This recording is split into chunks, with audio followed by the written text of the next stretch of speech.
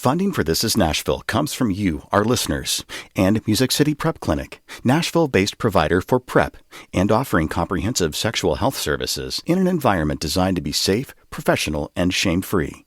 Learn more at musiccityprep.org. I'm Khalil Ekolona, and this is Nashville. For many of us, our fashion choices help us to make a statement to the world. Show off a little bit of our personalities. One of the best ways to express your sense of style is through shoes. And sneakers have become the #1 way to exhibit that fashionable flair. Scoring a fresh pair of kicks isn't always easy. You might be surprised at how expensive and pricey the marketplace is. So, what is the sneaker culture like in our city? Does Nashville have a signature style? Later this hour, we'll talk with sneakerheads about how they stay so fresh and clean. But first, last April, Governor Bill Lee halted the execution of Oscar Smith after it was found that the state did not properly test the lethal injection drugs that were to be used. Shortly after, Governor Lee called for an independent investigation into the state's execution protocols. The report was released in late 2022. Associated Press reporters Kimberly Cruzy and Jonathan Matisse have been following the story, and Kimberly joins me now. Kimberly, thanks for being here, and welcome to This Is Nashville. Thanks for having me. Really appreciate you being here. Okay, so how did you and your colleague find this story? My colleague Jonathan was actually tapped to witness Oscar Smith's execution back in April. He was at the prison about ready to go into the building when it was suddenly called off. We have covered many executions since Tennessee started reviving them in 2018. And this was the first time that it was suddenly, just not going to happen that night. That immediately raised our reporter brains. We started calling, trying to figure out what happened.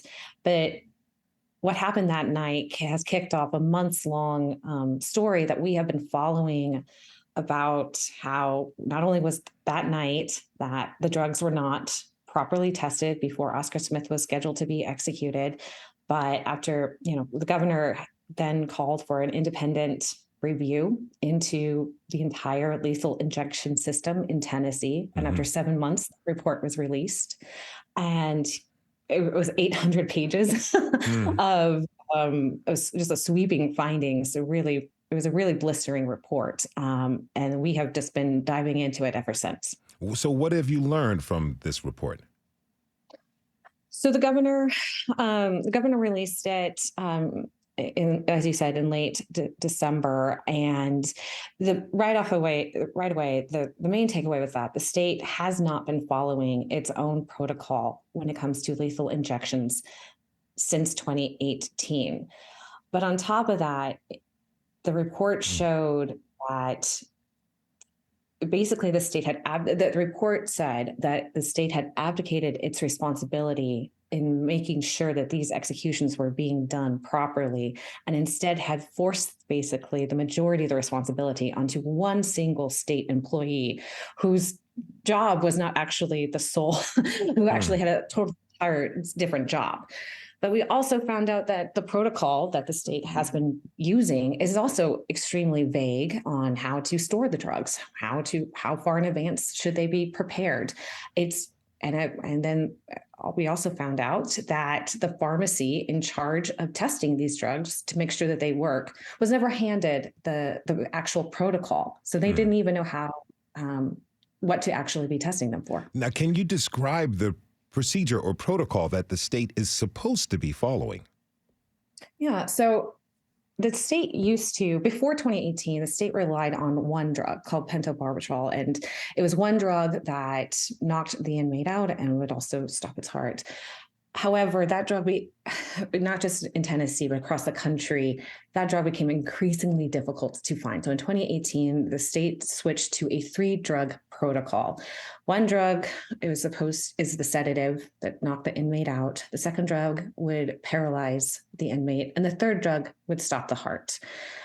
Every drug needs to work in order to avoid basically torturing the person sitting there who is receiving these drugs.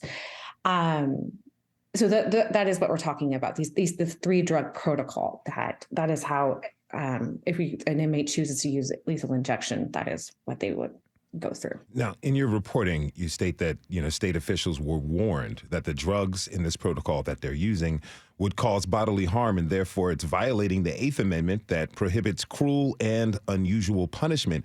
What did state officials consider as an alternative after they got that warning?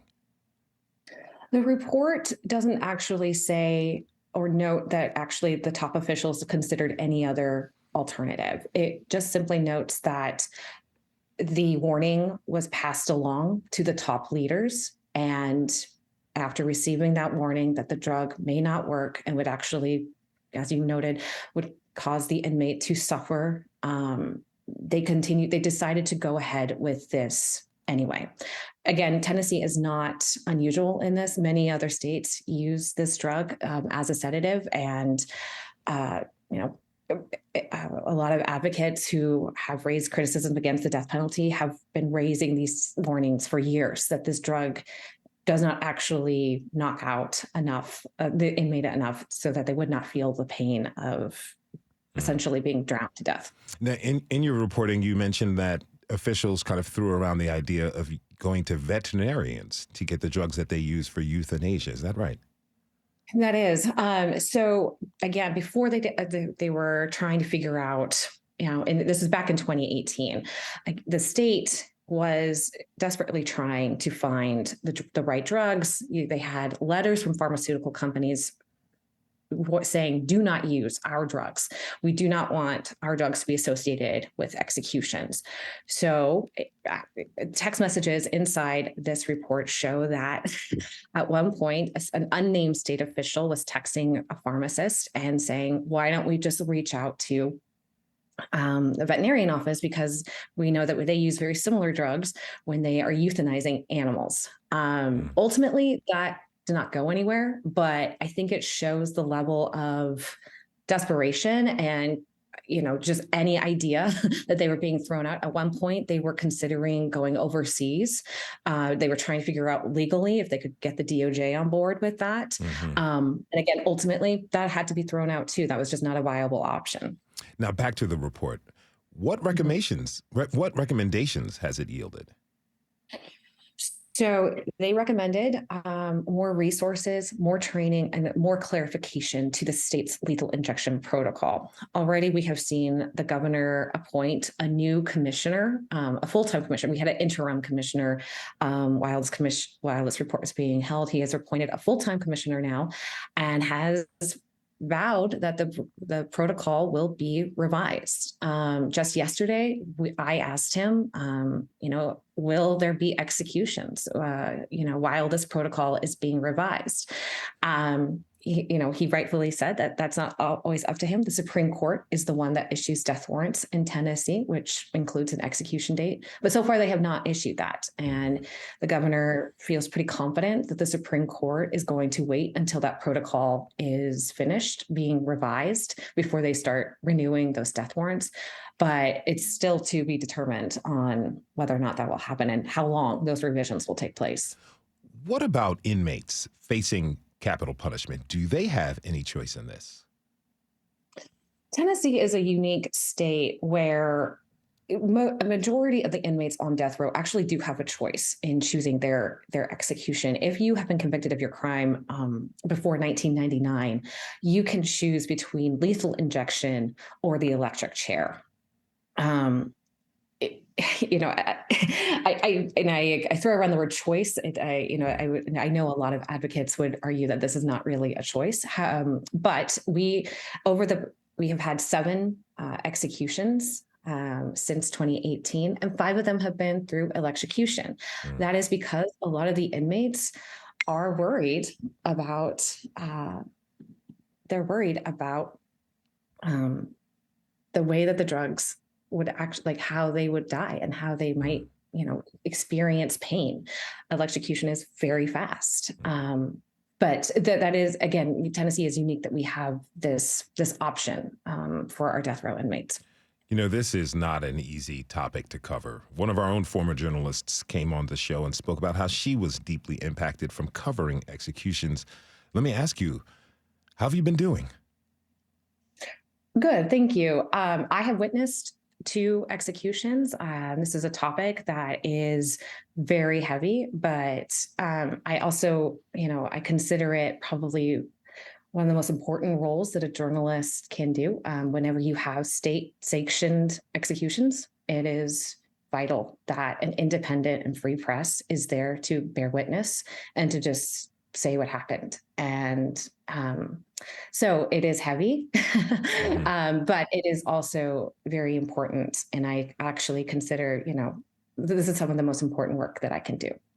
Kimberly Cruzy is a reporter with the Associated Press. You can find the link to her story along with her colleague, Jonathan Matisse, on this episode's web post at thisisnashville.org. Kimberly, thanks again for being here, and thanks for your reporting. Thank you so much. Nice talking. We have to take a short break. When we come back, we're talking sneakers, and we'll take you out to a special local event. Are you a sneakerhead? What's your most prized pair of kicks? Tweet us at thisisnashville. We'll be right back.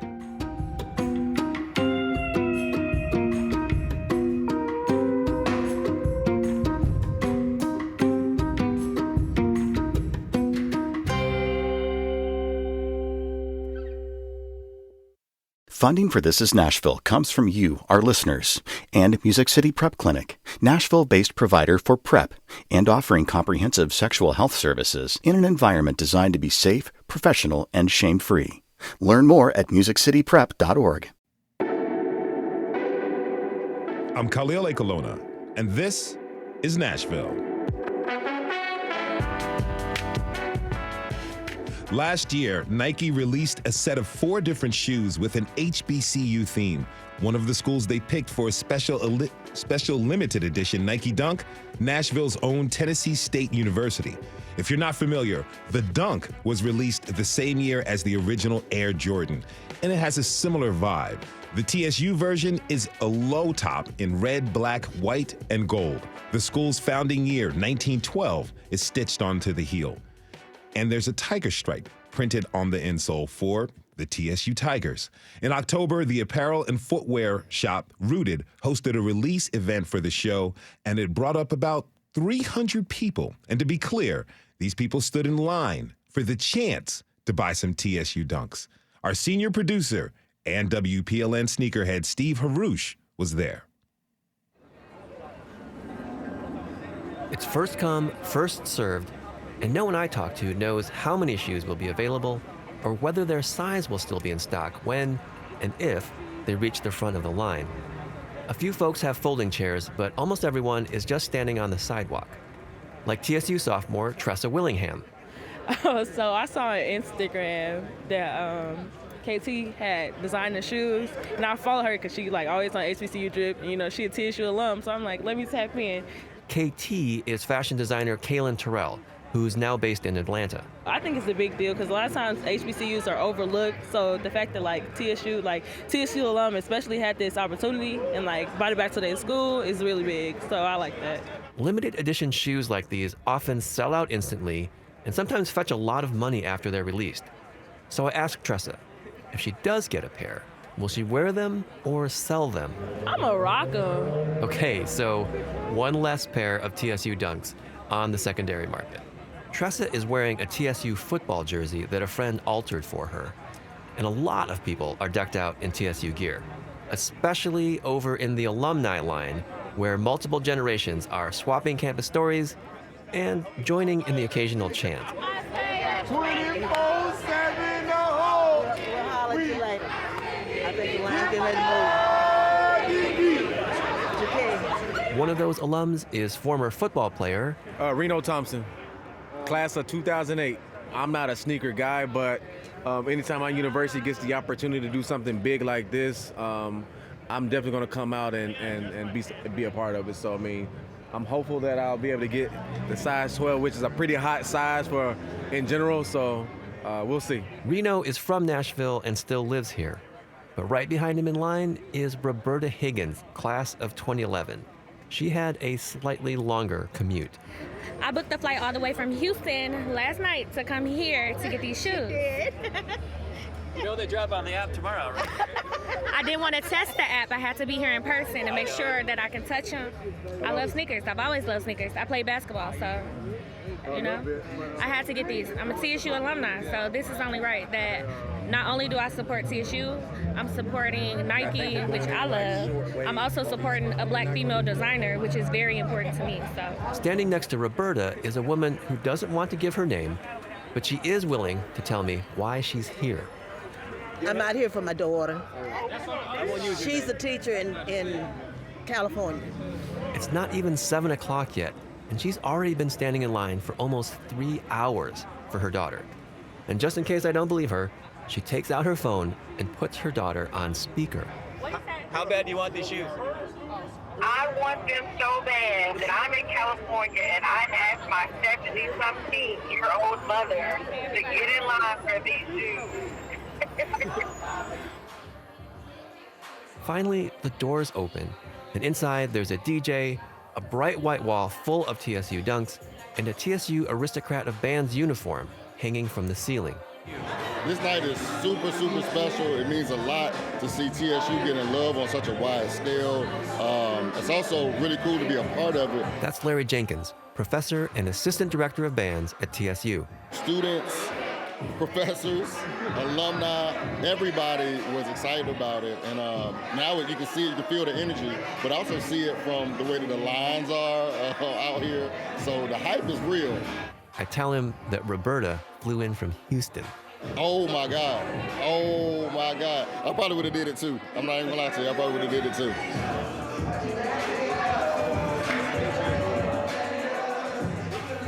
What a journey. Okay, because I know you're all wondering, all of our friends did get their shoes that night, including our teacher friend in California. My next guests were also there that night. Michaela Baker is the store manager at the sneaker and apparel boutique Rooted, and Benjamin Thomas is a local sneakerhead who stood in that line. Michaela, Benjamin, thank you for being here and welcome to This Is Nashville. Thanks for having me. Really great to have you both. Okay, so Benjamin, I have a very important question for you, sir. Did you get your shoes? Yes, I got the shoes. Okay. So tell me, how long did you wait in line to get them? It was about 3 hours. It wasn't that long. The line wasn't super long. Have you worn them? 2 or 3 hours. Have you worn them yet? No, I'm not gonna wear them. No, I'm not wearing them. So are you planning to flip them? Oh yeah, I'm planning to flip them. I'm waiting for this market to go up. You know, there was a good window 2 weeks into it where, you know, we could have, doubled on retail. But right now you can just get back what you paid for them. But I got mine marked all the way to 1,000. I'm gonna ride this out. You're gonna ride it out. How long are you expecting it to take for you to meet that price march? To be frank, probably within the next 3 to 5 years. Okay, so that's a long-term commitment. Yes. I'm keeping this like it's real estate. Oh, I love it. Now, Michaela, we got a sense of what the vibe was like that night, but tell me from your perspective of running the event, what was the energy like? So there was a lot of really amazing energy just surrounding the fact that we are like the only sneaker store in Nashville, and obviously we got the TSU Dunks, which was really great because a lot of those students that were waiting in line hadn't really been to Rooted before. So it was really cool to bring that out. And there was a lot of great energy because HBCUs are a huge part of the Nashville community. And it was just really cool to see the creative aspect of trying to figure out how we're going to make it special and really put on for TSU. Jamie, one of the owners of Rooted, he really wanted to do something special for the event. We got the drum majors involved in our editorial, just doing what they do, swagging it out. And then some people from our team, Julian and Sky, they really just went all over the city looking for TSU archive pieces like a graduation cap and robe. We got some old yearbooks from a vintage store. And it was just a lot of energy being built up. And I really feel like it got executed just so beautifully. And so many people were happy and everybody in line got their sneakers. So I think it was definitely worth it for sure. That's awesome. Now, are people generally this happy when a new line of sneakers are released? I think it just depends. The market changes so much, but I think because it was an HBCU dunk, it really brought a lot of excitement because like one of the girls said when that Steve was talking to, she feels like HBCUs get overlooked all the time. And I think it was really a great move that Nike did for HBCU dunks. And we were able to kind of be like, TSU is on the map just as much as any other college. And it was just really cool to be able to serve that community and just bring them out. And everybody had great energy. Get Geeked was just over and over and over again the whole night. So it was just awesome. Now, in the early 2000s, I worked at Nike Town in Beverly Hills, Los Angeles. I remember when the Nike Shocks were released, hundreds of people stood in line to buy a pair or two. But Michaela, I want to know what's up with these drops. People are still standing in line for Nikes in 2022 and 2023. Oh, yeah. I mean, I think the aftermarket has just absolutely exploded in the last 5 years. Sneakers are a lot more mainstream and people are seeing a lot of that value. So you do have like your normal people who used to wait in line that just want to buy them to wear them. And then you have those people that reselling is almost their only form of income that they do. So they wait in line to be able to sell them and put them in the aftermarket. So it's kind of a mix now. It used to be more so like you make a bunch of friends in line and you kind of, some people make their best friends that they've been friends with for years in line. And then now you have a lot of people who also wait in line just to be able to make a little extra money off of sneakers. So it's kind of a good mix in between those lines. But I think it depends on the product and kind of how hype it is and some of the storytelling behind it as well. Now, Benjamin, you're a dedicated sneakerhead. What is your passion for sneakers based on? My passion for sneakers is kind of based on my personal style, you know, the culture around it, you know, hip hop, all of that, you know, streetwear. I just love, you know, the cultural connection that sneakers have to cultural identity, you know, like the way you're represented, you know, physically really has a huge impact on how you're received in the world, you know, as well as the fact that these sneakers are art pieces and that they can really be timeless, you know, like they can be time capsules and you can really gauge pieces of history based on each shoe and really be received in different ways and different kicks. So I just love the way that you can express yourself through it and then also the intrinsic value of having it like an art piece. Now, Michaela, you mentioned some of the promotional steps that Rooted went into for the event. I want to know what it was like in the store. Was this an all hands on deck situation where everyone who worked at the store had to show up and be a part of it? Oh, absolutely. I mean, our warehouse team, our merch team, our e-commerce team, our retail team, everybody was involved to make it as special as possible. We even had Mike from Nike come and help us out as well. So we had like a whole team of people, just hands everywhere. We were handing out Slim and Husky's pizza. Oh, wow. We were just getting all the shoes on the wall because we had the entire wall just decked out in the dunks, making sure everything was laced well, figuring out where to put everything. Just, it was definitely all hands on deck. Everybody's excited. Everybody's willing to help in whatever way. And we've always kind of been like that over at the shop, just making sure that we have a whole team and everybody knows like, okay, it's all hands on deck. Everybody just go for it and go full speed. Do these events ever get a little too hectic? Maybe sometimes, but I think we really enjoy the excitement. Activations are always a really, really fun part of the job, and events are always really fun because you also see a lot of your homies. You get to talk to a lot of people, meet a lot of new people. So sometimes it can be overwhelming just with the amount of people, but usually it's pretty mellow, especially when it's an event that's more so like for fun. Obviously, people are buying shoes, but there's a lot of other elements to it, so people can kind of enjoy different parts of it. If you're just tuning in, this is Nashville, and I'm your host, Khalil Ekalona. We're talking this hour about Nashville's sneaker culture with local sneakerheads Michaela Baker and Benjamin Thomas. Now, my next guest is known across the globe in sneaker culture. John Gotti is senior editor at ESPN's Andscape. John, thank you for being here. Hey, glad to be here. Now, you know, the event at Rooted was for the release of signature Nikes that pay tribute to HBCUs, and Tennessee State University was among the first 4 schools honored. Tell me, what does it mean to Nashville to get a specific 615 shoe model like this? It's just a dope moment in history because a lot of times, you know, I tend to think that we get overlooked on a national scale, you know, as far as shoes go. So just to have that moment, a signature moment like that, like that's very dope, and it's something we can always look back on and point to. Well, how does our city compare to other places where sneaker style is really popular? Oh, I mean, it's not New York, it's not LA. You know, those are totally different animals, total different beast. But, you know, I think we have our own sense of style and a small sense of community that kind of bonds everybody here that may be different when you compare it to a larger city. Mm-hmm. Now, Michaela, both you and John were featured on the Nike Sneakers app last year. Can you start off by explaining to folks who don't know what it is?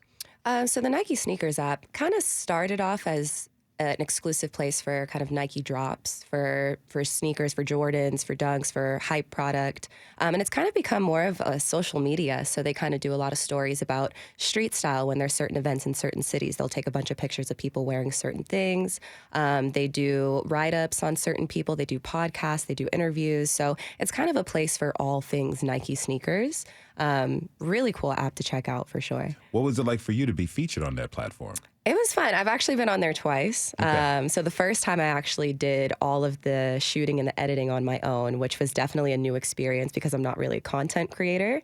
But it was really cool because they sent the shoes to me and I kind of had to put outfits together to kind of promote the shoe and also promote my own personal style. Mm-hmm. And then the second time, it was super fun because I got to shoot at Rooted. So I was able to kind of show the world a little bit more about what Nashville has to bring and the fact that we do have a really dope sneaker store in the city that a lot of people in other cities might not know about. But sneakers is a global app. So hopefully a lot of people kind of saw like, okay, like the style's cool. Like, let me check out this store that she's talking about because we do have a lot of great things to offer. Now, John, you got to go on Sneakers Live and talk about your favorite shoe, which I believe you're wearing right now. Is that right? Of course.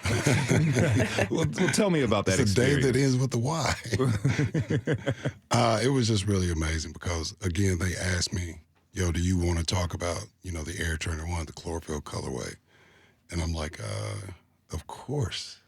Like, yo, it's a no-brainer. So for me to wind up on the app talking about that particular shoe, I won't say it's like winning an NBA championship or something on that level, but there was definitely a lot of joy associated with that moment for me. Now, you were, question for you, how did that become your signature shoe?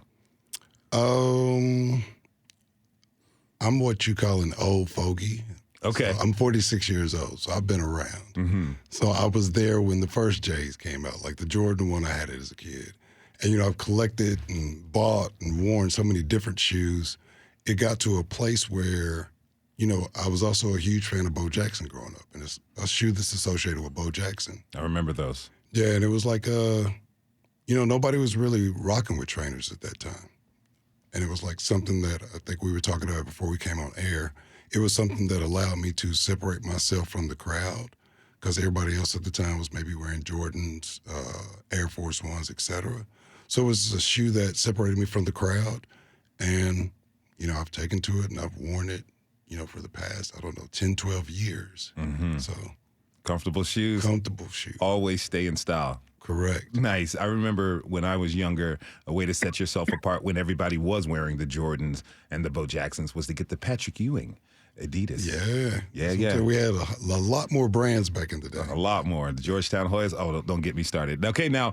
Georgetown? I'm a Syracuse fan. We may have to fight. Okay, that's all right. We can take it. Now, Benjamin, we had the TSU Dunks, 2 Nashvillians on sneakers last year. Do you feel like Nashville is gaining traction in the sneaker world? I feel like us having a sneaker does put us more on the map, but we need more of it, I love that this happened. And then I love that, Staple came through Rooted a few years ago. That was huge. I love that, we're in the conversation of sneakers and that the HBCU is the main topic because that's a huge, piece of the culture here in Nashville. But there's much more that can be done. I called Nashville a plaid jean boot city. A lot of us wear like the same kind of country fit, or we're just going to work with a nice button down. But, our city, has a huge streetwear culture. We just want corporate to get behind it and really capitalize on it, because look at Atlanta, look at, Miami, look at all these cities that built their culture from the bottom up, grassroots, but we just have to go corporate behind hip hop and behind streetwear the same way that we go hard for country music. Now, question for you. What are you wearing right now? I'll be honest, right now I got on some khakis, some Ugg slippers and a button down. Yeah. But, when I go out the door, I'll probably have some Yeezys on. Okay. So what's your all-time favorite pair of kicks that you've ever sported? My all-time favorite pair of shoes are the Air Force One Foamposite in a snow leopard. Well, no, it's not snow. It's like a python kind of black and white snake. It's a snake skin Foamposite Air Force One. That is my favorite shoe on earth. Okay. It's the Air Force One that does not crease. Now, help me out a little bit. I'm old school, and I've been out of the shoe game for a minute. What does Foamposite mean? So Foamposite is a material. It's like a non-creasing material. I think it's the Penny Hardaway shoe from the 90s. And it just is it's kind of like a streetwear staple. It's one of those shoes that just never crease. And then they mix the Foamposite with the Air Force One. But yeah, the Foamposite as a whole is just a really good grail. It comes in so many different colors. And it's just, some of those Foamposites go for like $1,000. No, wow. So yeah, it's the Penny Hardaway shoe. So when people see you out on the street, they can expect that you'll have a fresh fit on with really dope kicks. Yes. All right. That is local sneakerhead Benjamin Thomas. Benjamin, thank you again for being here, and keep on sporting fresh kicks, all right? Yes, sir. Thank you. Michaela Baker and John Gotti, stick with us through the break. When we come back, we'll take a deeper dive into sneaker culture and learn what makes a shoe worth $150 one day and $1,000 the next. Do you remember your first pair of cool kicks? What were they? Chuck Taylors and PF Flyers count. Just tweet us at This Is Nashville. We'll be right back.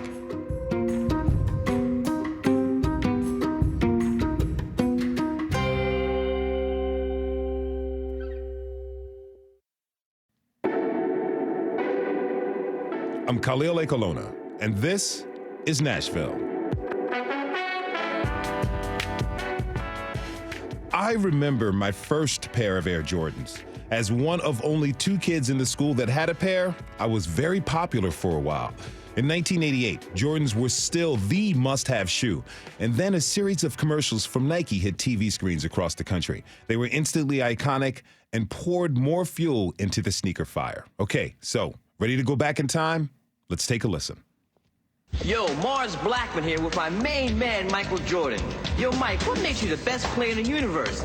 Is it the vicious stunts? No, Mars. Is it the haircut? No, Mars. Is it the shoes? No, Mars. Is it the extra long shorts? No, Mars. It's the shoes then, right? Nah.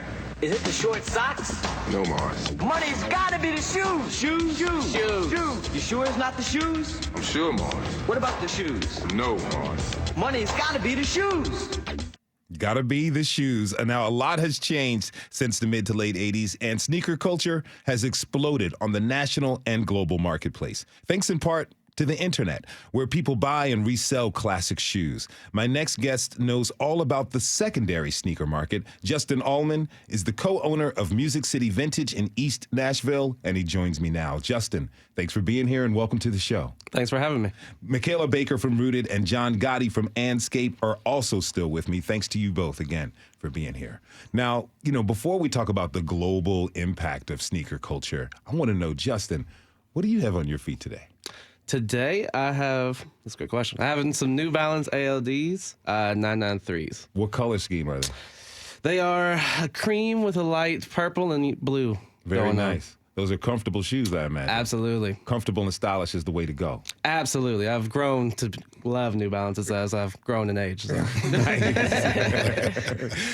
Tell me, what does your collection at home look like? It's actually a mix. So I've been in the shoe game for about 10, 15 years at this point.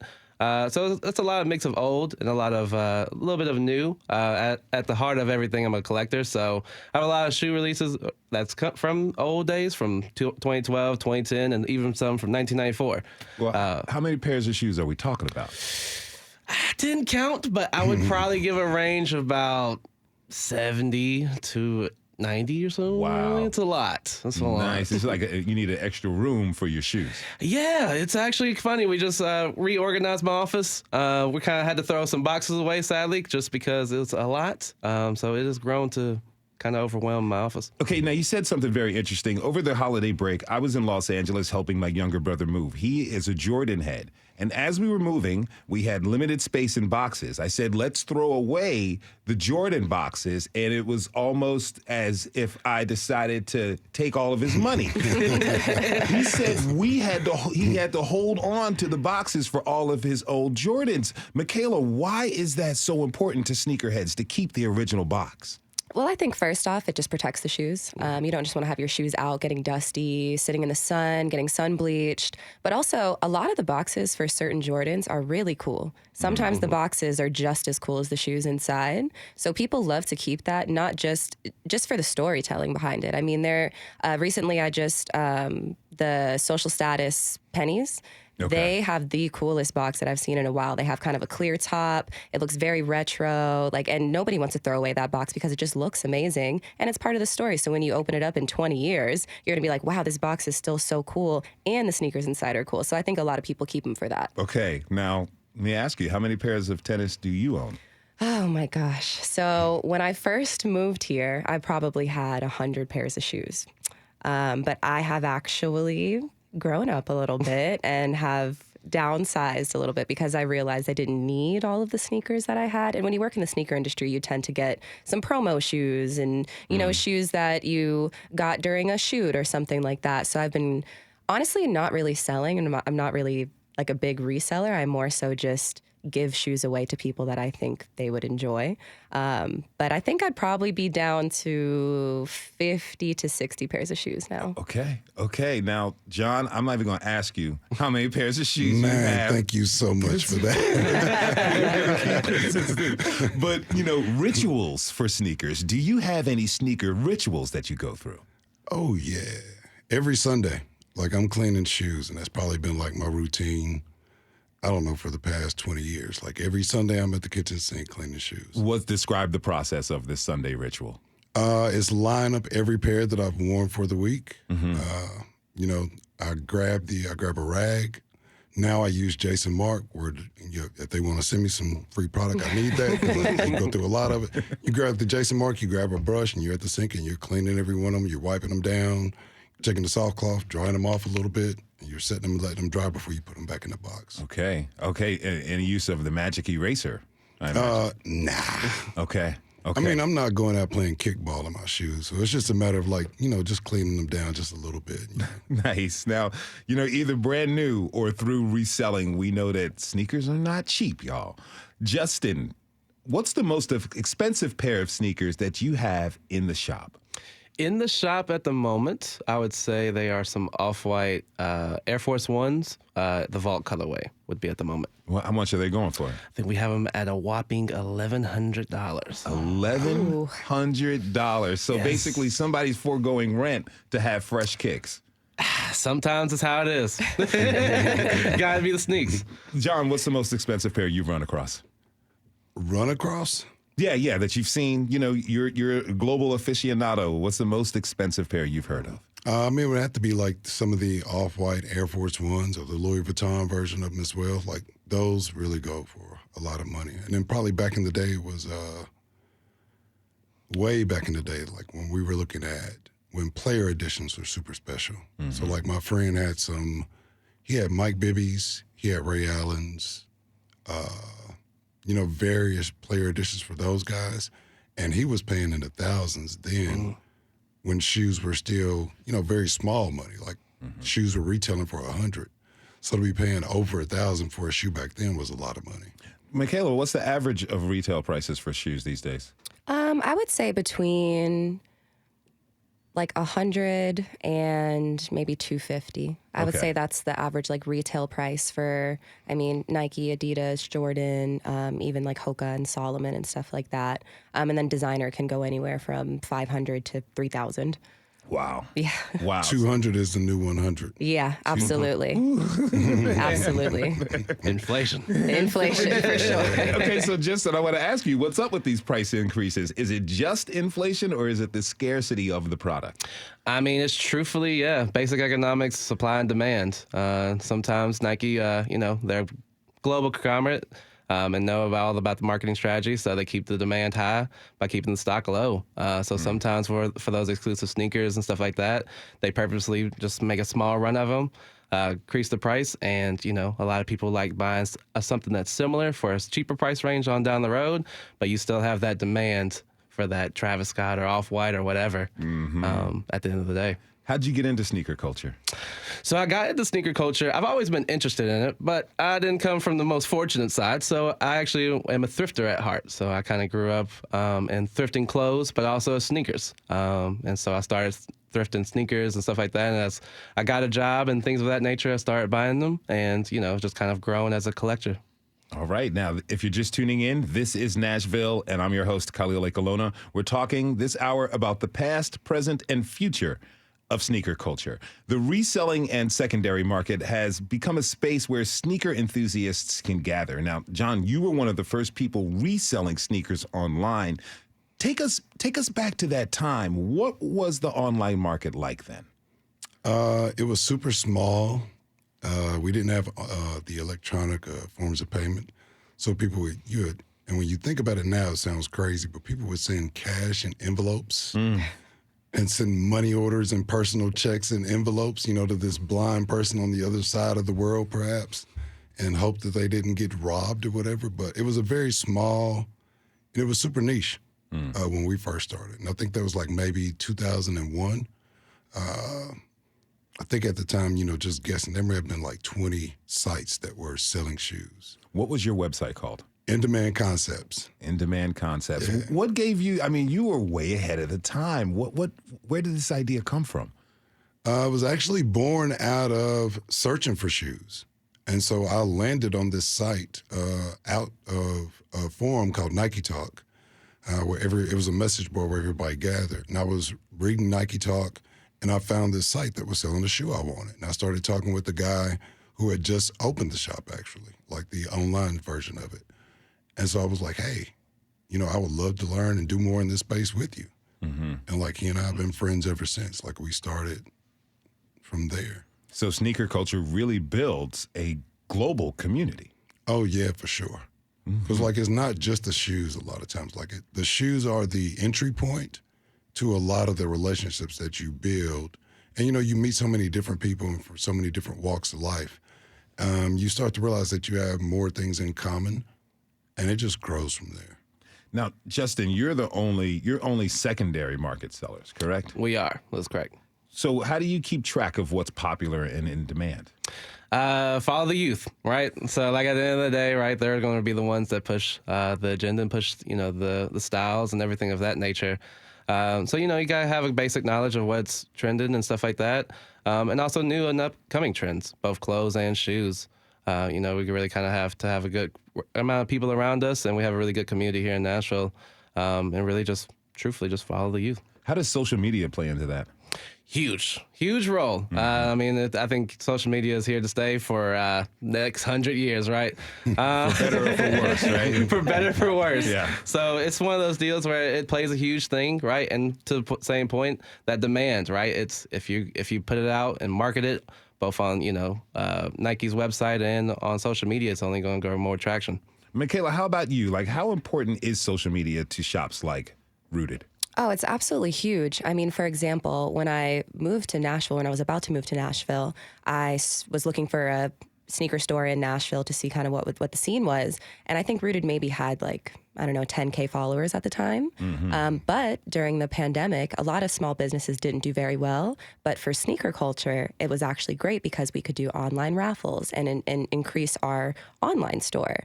So that's what they told me what happened through 2020. And it actually gained a whole other level of customers for us because of social media and posting the sneakers that we were releasing and being able to give people access to that online and through raffle and through even online first come, first serve. So it's huge. And a lot of people don't know what we have in store. People will look at the website, obviously, of course, but the first thing they see is Instagram. When they want to drop, they turn on their Instagram post notifications to make sure that they don't miss out on something. And that's just a huge part. That's one of our main forms of traffic in regards of hype releases and sneakers and things that come out. Now, John, how do you think the internet has changed sneaker culture, the positives and some of the potential negatives that may be out there? I'm a glass half full type person, so I kind of skew away from the negative. I know it's there, but I always look at it when you love these things and you want to share your passions with everybody, like the growth that we're experiencing with shoes, like I enjoy it. It's the same thing. I also come from a music background. I remember when rap was small, and now rap is like the most popular form of music out. And so I see like a similar relationship there. Like, I want everybody to enjoy rap because I love rap. I love shoes. I want everybody to enjoy shoes. So there's no gatekeeping or anything like that. I'm like, hey, we all need shoes. So come here, let me point you to some cool shoes, though. I'm definitely going to need help to pick up my shoe game. Now, Michaela, you are selling things differently at a retail shop.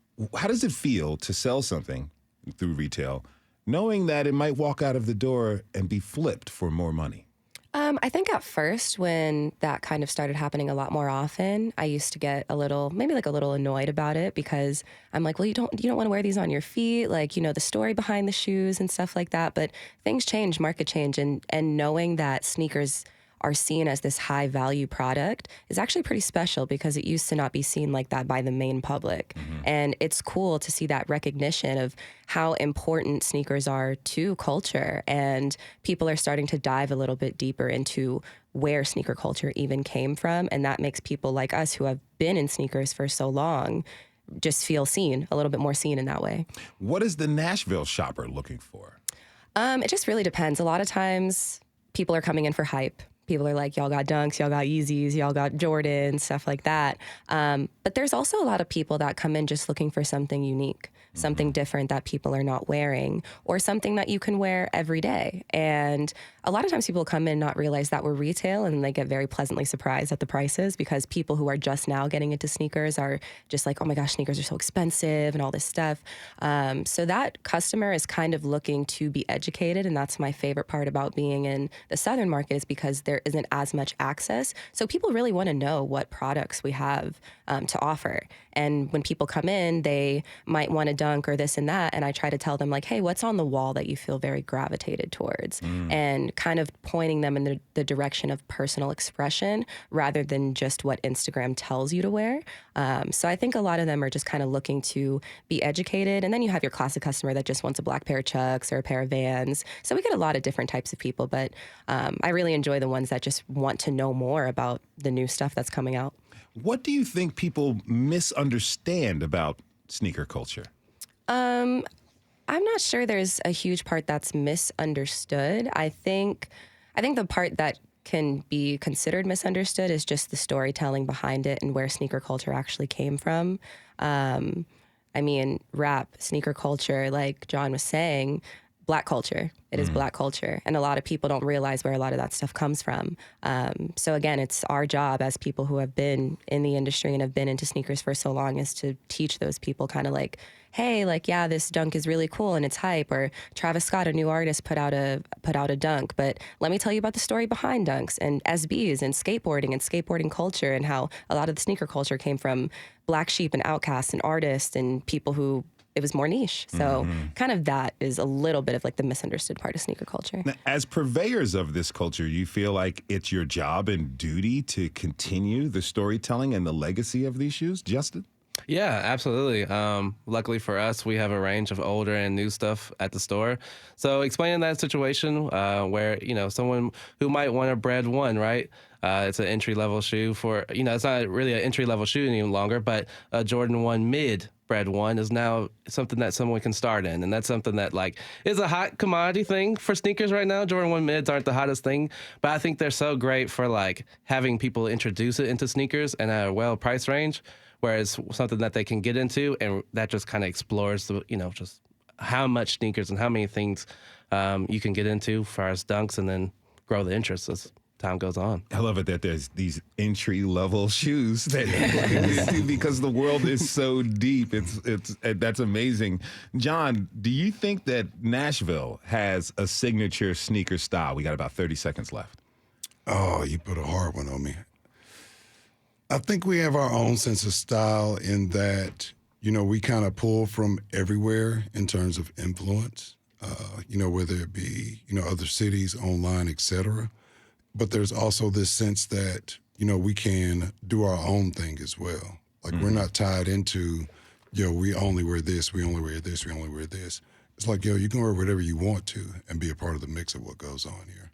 That is John Gotti, Senior Culture Editor at Anscape. He was joined by Michaela Baker, Store Manager at Sneaker Apparel Boutique, Rooted, and Justin Allman, co-owner of Music City Vintage in East Nashville. I want to thank you all for being with us today, and thanks for putting all of Middle Tennessee up on game. Really appreciate it. Yeah, thank you for having us. Anytime.